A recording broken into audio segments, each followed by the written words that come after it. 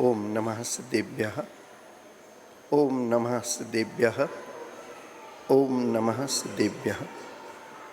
शांतिनाथ हो शांति कर, साता साता शांत। केवल केवल ज्योतिमय, क्लांति मिटी सब ध्वां। सकल ज्ञान से सकल को जान रहे जगदीश। विकल रहे जड़ देह से, विमल नमोनत शीस। अनंतानंद शुद्ध परमेष्टि भगवान के, संत श्रोमणी आचार्य भगवंत गुरुदेव श्री विद्यासागर जी महामुनि राज के, देवादिदेव श्री शांतिनाथ भगवान के, आचार्य परमेष्टि गुरुदेव श्री समय सागर जी महामुनि राज के, ज्येष्ठ मुनिराज श्री ब्रह्म सागर जी महामुनि राज के, पूज्य मुनिवर श्री निर्दोष सागर जी आदि लेकर पूज्य निसंग सागर जी आदि 24 महामुनि राजों के जय। आज के दीक्षा दिवस पावन महामहोत्सव के पूज्य निसर्ग सागर जी महामुनि राज के, परम पूज्य मुनि श्री निस्वार सागर जी महाराज की, मुनि संघ की। जिनकी कृपा मेरे ऊपर है, जिनकी कृपा मेरे ऊपर है, जीवन ये उन्हीं का वरदान है। सांस से जीना सिखाया जिन्होंने, संत श्रोमणी आचार्य गुरुदेव श्री विद्यासागर उनका नाम है। प्रसंग है दीक्षा दिवस का। गुरु वात्सल्य दिवस, उपकार दिवस, गुरु की कृपा दिवस या गुरु को शिष्य प्राप्ति का दिवस, का एक शिष्य को गुरु की प्राप्ति का दिवस, या यूं कहें कि गुरु गुणगान का दिवस। कुछ भी कहते जाएं, सब गुरु शब्द के आगे बहुत छोटा है। संसार में एक गुरु है जो सबके ऊपर होता है। लघु होते हुए भी गुरु होता है, वो सबके ऊपर होता है। वो कभी नहीं कहते कि मैं तुम्हारा गुरु हूँ।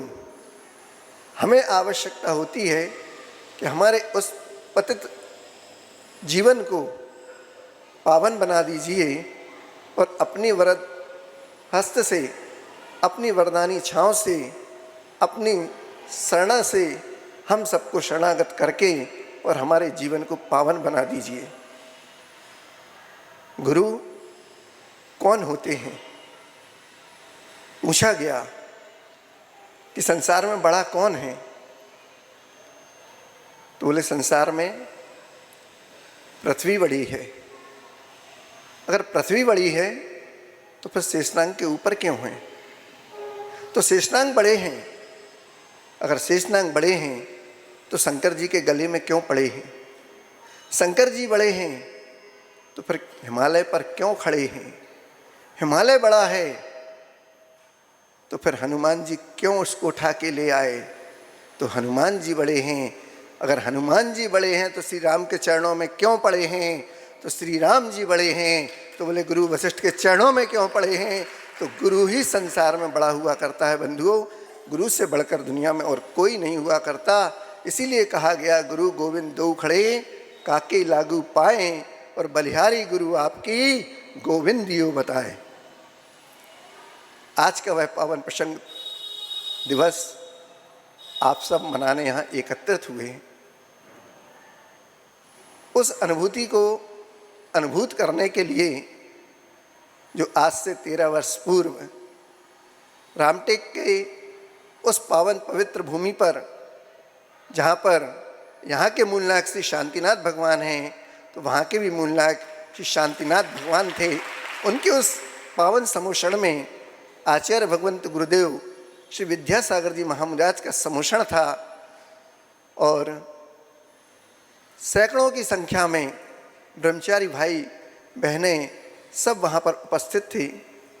ऐसा वह नज़ारा जैसा कल आपको देखने में लगा।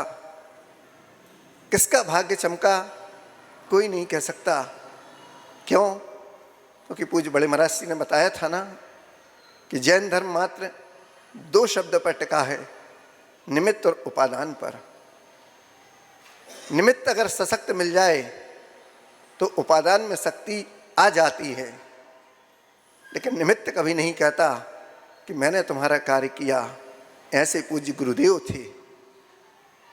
सारा काम करने के बाद भी कभी उन्होंने नहीं किया, कभी उन्होंने नहीं कहा कि मैंने किया। ये सब तीर्थंकर भगवान की परंपरा और आचार्य गुरुदेव श्री ज्ञान सागर जी महाराज की कृपा से हुआ है। मैं तो एक निमित्त मात्र हूँ, मेरा कर्तव्य था, मैंने कर्तव्य किया है, मैं कुछ नहीं करने वाला। अगर आप कुछ नहीं करने वाले थे तो फिर 13 साल क्यों लग गया मुझको आपके चरणों में आने में? उपादान तो मेरा भी था ना, लेकिन उपादान में इतनी शक्ति नहीं थी कि वो आपके चरणों तक पहुंच जाए।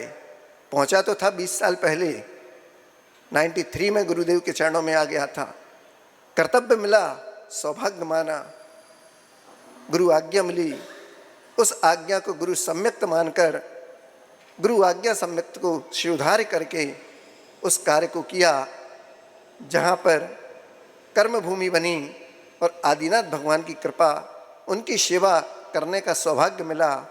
और उस नगर के पास, जिस नगर के पूज्य ज्येष्ठ मुनिराज हमारे विनम्र सागर जी महाराज की पूर्व प्रयाग का जन्म स्थान है, उस बुढ़ान नगर से 90 किलोमीटर लगभग अमरकंटक वो स्थान, माँ नर्मदा का उद्गम स्थल, जहाँ से निकली और नेमावर होते हुए आचार्य भगवान ने वहाँ पर भी क्षेत्र का निर्माण किया। और आगे बढ़ती बढ़ती वो नदी भी सागर में जाके विलीन हो जाती है। उसी प्रकार ये छोटी छोटी डंडियाँ भी, छोटे छोटे कण भी पूज्य गुरुदेव के चरणों में आकर विलीन होते गए और गुरुदेव सबको अपने शरण में लेते गए। बस पवित्र पावन भूमि रामटेक, मात्र 24 भाइयों का इसका सौभाग्य मिला। और ऐसे 24 भाइयों ने अपने उस उपादान को, उस भक्ति को गुरुदेव के आशीर्वाद से जागृत किया, शक्ति को एकत्र किया, तब जाके उस उपादान में शक्ति आई। लेकिन निमित्त सशक्त जब तक नहीं मिलेगा तब तक उपादान भी कोई कार्य नहीं कर सकता है। हम तो यही मानते हैं कि हम जैसे पामर पतित, जिसका कोई मूल्य न था, गुरुदेव ने चरणों में लेकर उसको अनमोल कर दिया। गुरुदेव को सबने तौला है, उनकी साधना, उनका तप, उनकी सोच, उनके कार्यों को सबने अपनी तुला पर अपने अपने हिसाब से तौला। लेकिन गुरुदेव वो अतुलनीय तुला थे जिसको दुनिया में आज का कोई नहीं तौल पाया। लेकिन जिन्होंने, गुरुदेव ने अपनी तुला में जिसको तौल दिया वो अतुलनीय हो गया। वो ज्येष्ठ मुनिराज के रूप में हमारे बीच विराजमान हो गए और सभी मुनिराजों ने अपना आशीर्वाद प्रदान किया, तब जाके वहाँ से उठकर मैं भी ऊपर आ पाया। ये सब उन्हीं मुनिराजों की कृपा है। 2004 का वह पावन प्रसंग दयोदय तिलवारा का, पूज्य महाराज श्री के 25 मुनि दीक्षाएं हुई थी उस समय। उसके बाद 10 साल वक्त कोई दीक्षा का कार्यक्रम नहीं हुआ। सबने सोच लिया था कि आचार्य महाराज ने दीक्षा देना बंद कर दिया, ना मुनि दीक्षा, ना आरिका दीक्षा, ना कोई क्षुल्लक एलक दीक्षा, कुछ नहीं। तो क्या हुआ? कुछ नहीं, भावना भाते रहिए, कार्य करते रहिए। गुरु आज्ञा को जिसने माना उसके ऊपर गुरु का वरदहस्त मिला। फिर वो घर में नहीं रहा, गुरु ने बुलाकर अपने चरणों की छाया में उसको रख दिया। आप लोग एक दिन दीक्षा दिवस मनाते हैं, लेकिन जिसको गुरु की आज्ञा, गुरु का सानिध्य, गुरु की वरदानी छाँव मिलती है, फिर वह शिष्य एक दिन नहीं मनाता, पल प्रतिदिन अपना दीक्षा दिवस मनाता है। सोता है तो गुरु का नाम लेके सोता है और उठता है तो गुरु का नाम लेके उठता है। दिन की शुरुआत गुरु के और प्रभु के नाम से होती है। मैं कैसे कह दूं कि मेरा आज का दिन बुरा होता है? जिसके जीवन में गुरु नहीं उसका जीवन शुरू नहीं, ऐसा कहते हैं। अपने जीवन में कोई ना कोई एक गुरु को अवश्य बनाइए। जब हम अपने राहों से, अपने कार्यों से, अपने जीवन से परेशान हो जाते हैं और जब कोई रास्ता समझ में नहीं आता है, तब मात्र एक रास्ता दिखाने वाले हमारे गुरु हुआ करते हैं, जो अंधकार से, अज्ञान से, मोह तिमिर से हमको हटाते हैं और ज्ञान के प्रकाश में हमको ले जाते हैं। सूरज प्रकाश देता है, उसको दीपक नहीं दिखाया जाता। सूरज प्रकाश देता है, सूरज को दीपक नहीं दिखाया जाता है। और जिसने सूरज को दीपक दिखाया वो जग में हंसी का पात्र हुआ करता है। लेकिन ध्यान रखें, सूरज सबको प्रकाश देता है, लेकिन जो दीपक दिखा रहा है उस सूरज को दीपक नहीं दिखा रहा।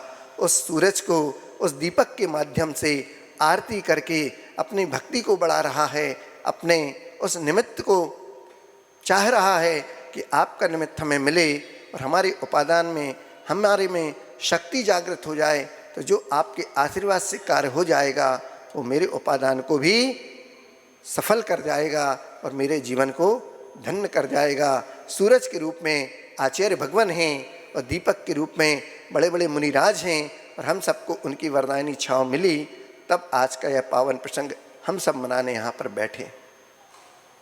गुरुदेव कहते थे कि जो भगवान को विराजमान करता है वह एक दिन स्वयं भगवान बनता है।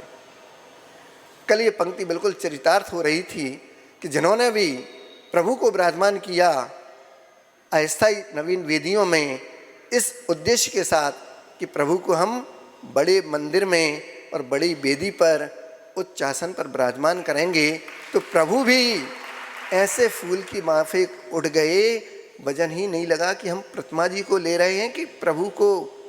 अधर में ऐसे प्रभु आ गए कि असंख्यात देवी देवता भी उनकी भक्ति करते करते कल यहाँ से उठने का मन नहीं हो रहा था किसी का भी। भक्ति के भाव से सबके अश्रु की धाराएं बह रही थीं। नज़ारा तो ऐसा था कि जैसे लौकांतिक देवों के बीच में हम आके बैठ गए हों।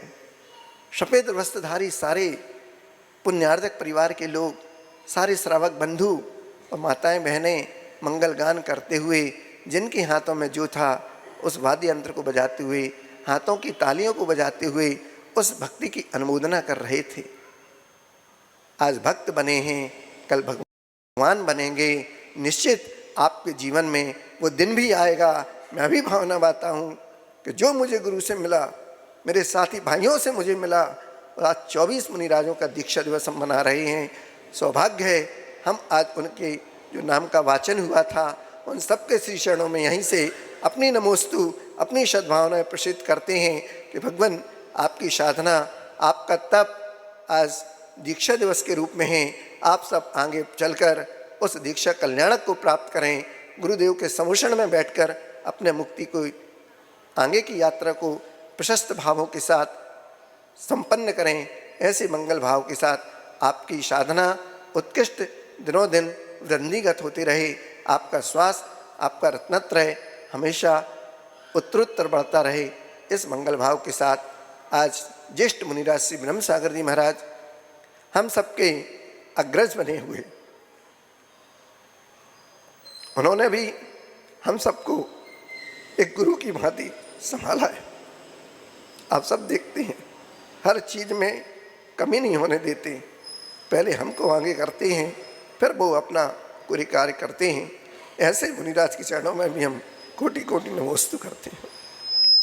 आपकी कृपा, आपका आशीर्वाद, आपका वात्सल्य बना रहे, क्योंकि जो भक्त कर सकता है वो भगवान भी नहीं करते। जो भक्त करता है वो भगवान भी नहीं करते हैं। कथानक है कि भक्त प्रभु के मंदिर रोज जाता है, भगवान से याचना करता है अपनी सुख समृद्धि ऐश्वर्य की। जो मुझे मिला वो यथावत बना रहे, मुझे अभी मोक्ष नहीं चाहिए। तो क्या चाहिए? जिसकी जो आवश्यकता होती है वो प्रभु से विनय भक्ति करके आ जाता है। अपुत्रीन को तू भले पुत्र कीने, भगवान मैंने सुना है, मैं आपकी पूजा, मैं आपकी भक्ति, आपका स्तुति पाठ कर रहा हूँ। शरीर में आदि व्याधि है, वो दूर हो जाए। प्रभु मेरा परीक्षा में परीक्षा फल अच्छा हो जाए। प्रभु मेरी संतान नहीं, मुझे संतान मिल जाए। चतुर्थ गुणस्थान वर्ती व्यक्ति वो क्या करेगा? वो यही तो भावना भाएगा। असंयम उसके जीवन में है, लेकिन उसके साथ इन संयमों का जीवन भी उसी के माध्यम से चलता है, क्योंकि रत्नत्रय की आराधना मुनिराज करते हैं, लेकिन इस शरीर को चलाने के लिए जो पेट्रोल दिया जाता है वो इन असंयमों के माध्यम से हुआ करता है। आज असंयम मार्गणाओं में रहते हुए भी आगे के लिए वो अपना रास्ता देखता है। आज आपने प्राप्त किया, आज आपके पीछे मैं भी चल रहा हूँ, आगे चलकर मुझे भी आशीर्वाद दीजिए, मैं भी आपके जैसे पद को प्राप्त कर सकूँ। मैं कहता हूँ मेरे जैसे पद को प्राप्त नहीं, गुरु की आशीर्वाद में आ जाओगे तो फिर गुरु आपको नीचे नहीं रहने देगा, गुरु अपने समान बना लेंगे। गुरु कभी शिष्य और कभी गुरु एक हुआ करते हैं, कभी शिष्य गुरु अलग नहीं हुआ करते। महाराज कैसे? गुरु और शिष्य दोनों को 108 लगाते हैं, दोनों रत्नत्रय को धारिक हैं, दोनों एक साथ एक लक्ष्य को लेकर चलते हैं। जो गुरु ने बताया शिष्य ने गुरु की आज्ञा को माना, आगे बढ़ गया। गुरु ने अपना वरद हस्त उनको देकर उनकी योग साधना में, उसके रत्नत्रय में, उसकी तप में, उसकी साधना में उत्तरोत्तर वृद्धिगत हो, समय समय पर दिशा निर्देश आज्ञा देते रहे और आगे बढ़ाते रहे। इस अपेक्षा से गुरु और शिष्य दोनों एक हो जाते हैं। गुरु गुरु होते हैं, शिष्य तो शिष्य ही रहता है, उनके चरण रज का हमेशा आकांक्षी रहता है। जो प्रभु की, गुरु की और शास्त्र की, सच्चे देवशास्त्र गुरु की सेवा भक्ति किया करते हैं, उन आयतनों के साथ उनको भी आयतन कहा जाता है।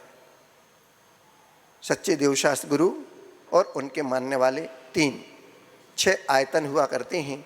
इसके विपरीत जो है वो अनायतन हुआ करते हैं। ऐसे आयतन में आप लोग भी आ जाते हैं। सबके अंदर उस आत्म तत्व को प्राप्त करने की शक्ति छुपी हुई है। जिन्होंने उसको उद्घाटित कर दिया, जानने का प्रयास कर लिया गुरु के माध्यम से, वो आपसे थोड़ा ऊपर आ गए। और जिन्होंने अभी थोड़ा सा संकल्प विकल्प में फंसे हैं, नहीं हिम्मत कर पा रहे हैं, लेकिन भावना तो भाते हैं, तो भावना भावनाशनी हुआ करती है। आज भावना भा रहे हैं, कल आपका भी दिन आएगा, गुरु का सानिध्य मिलेगा, आप भी ऊपर आ जाएंगे। कहा गया है कि जब भी किसी को भी मुक्ति की भावना हुई है तो घर में बैठे किसी को मुक्ति की भावना चरितार्थ नहीं हुई, उस मुक्ति के लाभ को पाने के लिए उसको घर से निकलना पड़ता है। आचार्य कुंद भगवान कहते हैं, नाभि सिज्जै वत्त धरो, नाभि सिज्जै वत्त धरो, नाभि सिज्जै वत्त धरो, जिन शासन जय भी होई तिथेरो, नग्गो विमुख मग्गो शेषा उमग्गया सब्वे। अर्थात वस्त्रधारी को कभी भी मुक्ति का लाभ नहीं हुआ करता है, चाहे वो तीर्थंकर भगवान भी क्यों ना हो। तीर्थंकर भगवान जो गर्भ में आने के 6 माह पहले या तो नरक से आते हैं या ऊपर सर्वासिद्धि आदि से आते हैं, ऐसे तीर्थंकर भगवान के लिए भी, जिनके लिए पूरा स्वधर्म परिवार, स्वर्ग, असंख्यात देवी देवता उनकी सेवा करने आ जाते हैं, गर्भ कल्याण के पूर्व 6 माह रत्नों की वर्षा होती है। 3.5 करोड़ रत्न प्रतिदिन 4 समय में बरसते हैं। नगर में कोई ऐसा दरिद्र नहीं रहता जो उनके रत्नों को उठा सके। सब जगह सुभिक्ष हो जाता है। जन्म कल्याणक में सौधर्म इंद्र 1008 नेत्र बनाकर उनके दर्शन करता है, मेरू पर ले जाता है, सुमेरु पर्वत पर जन्म कल्याणक मनाता है, भगवान का अभिषेक करता है, आदि आदि सारी व्यवस्थाएं वहाँ की होती हैं। लेकिन दीक्षा लेने के लिए जब प्रभु वन को जाते हैं, उसके बाद स्वधर्म का सारा साम्राज्य समाप्त हो जाता है। फिर किसका चालू होता है? मनुष्यों का। मनुष्यों के हाथ में प्रभु की चर्या आ जाती है। फिर 6 माह का योग निरुद्ध करके भगवान आहार को उठते हैं, निकलते हैं, तब दान तीर्थ की भी परंपरा प्रारंभ होती है। किसी को 2 बेला, तेला, चौला, छैला, पक्ष मास, 6 मास तथा इन दिनों में जो भी संकल्प लेके बैठते हैं उतने दिन के बाद ही वो आहार के लिए उठा करते हैं। आदिनाथ भगवान भी लगभग 2000 दिन तक आहारचर्या को निकले। उस समय जब पहली बार पारणा को निकले तो आहार नहीं मिला। क्यों? क्योंकि दीक्षा लेने के बाद किसी को उपदेश तो दिया नहीं, किसी को बताया भी नहीं। जब राजकीय अवस्था में थे तब 80 मसी कृषि वाणिज्य विद्या शिल्प सब सटकर्म का उपदेश दिया, सबको अंक गणित विद्या आदि सिखा दी। लेकिन भक्ति की पराकाष्ठा क्या होती है, भक्ति क्या होती है, नवदा भक्ति क्या होती है, ये किसी को उपदेश नहीं दिया। और जब किसी ने नहीं जाना तो भक्ति नहीं पता, नवदा भक्ति नहीं मिली तो प्रभु का आहार नहीं हुआ। आहार कब हुआ? बोले 1 वर्ष 12 दिन के बाद हुआ। क्यों? क्योंकि भक्ति की विधि जिन्होंने जानी तब वहाँ पर पहुँचे और हस्तिनापुर में राजा सोम और श्रेयांश के द्वारा उनकी आहारचर्या संपन्न कराई गई। उनको जाति स्मरण हो गया उनको देखकर, क्योंकि पूर्व पर्याय में जंगल में उन्होंने मुनिराज को आहार दिए थे। ससुराल गए थे अपनी अर्धांगिनी को लेने, जब लौट रहे थे तो रास्ते में विश्राम करना पड़ा, जंगल में रुके रहे। प्रातःकाल हुआ, भक्ति वंदना आदि से निवृत्त हुए और मुनिराज को आहार दान दिया। तब जाकर राजा वज्रजंग और श्रीमंती की पर्याय में 8वें भाव में उन्होंने आहार दिया था। बाद में आदिनाथ भगवान को आहार देने का सौभाग्य जाति स्मरण के द्वारा हुआ। तब जाके प्रभु को आहारचर्या के माध्यम से पारणा सानन संपन्न हुई, इक्षु रस का आहार मिला और दान तीर्थ के प्रवर्तक राजा सोम, राजा श्रेयांश कहलाए और तीर्थ के प्रवर्तक प्रभु आदिनाथ हुए। तब जाके धर्म का प्रभाव हमारे लिए आज तक यहाँ तक मिला है। आचार्य शांति सागर जी महाराज की परंपरा से लेकर वीर सागर, शिव सागर, आचार्य ज्ञान सागर जी, आचार्य भगवंत गुरुदेव श्री विद्यासागर जी महाराज और वर्तमान आचार्य परमेष्ठी समय सागर जी महाराज की परंपरा में हम सब पुष्पित और पल्लवित होते रहे। उनके आशीर्वाद की इस वरदानी छाँव में हम सबको भी और आगे आने वाले जो ब्रह्मचारी भाई हैं, बहनें हैं, उनको भी पूज्य आचार्य महाराज का आशीर्वाद प्राप्त हो। उन सब की भी दीक्षा, उनके भी भाव जहाँ तक हैं उनकी पूर्ति हो। इस मंगल भाव के साथ आपके श्री चरणों में कोटि कोटि नमोस्तु करता हुआ भगवान, पतित को पावन बना देते हैं गुरुदेव और ज्येष्ठ को सावन बनाते हैं गुरुदेव। इन गुरुदेव की महिमा कहाँ तक कहूँ, भक्त तो भक्त, पाषाण को भी भगवान बना देते हैं गुरुदेव। ऐसे पूज्य गुरुदेव के श्री चरणों में कोटि कोटि नमोस्तु करता हुआ अपनी वाणी को विराम देता हूँ। संत श्रोमणी आचार्य भगवान गुरुदेव श्री विद्यासागर जी महामुनि राज्य की, ज्येष्ठ सागर जी महामुनि राज्य की।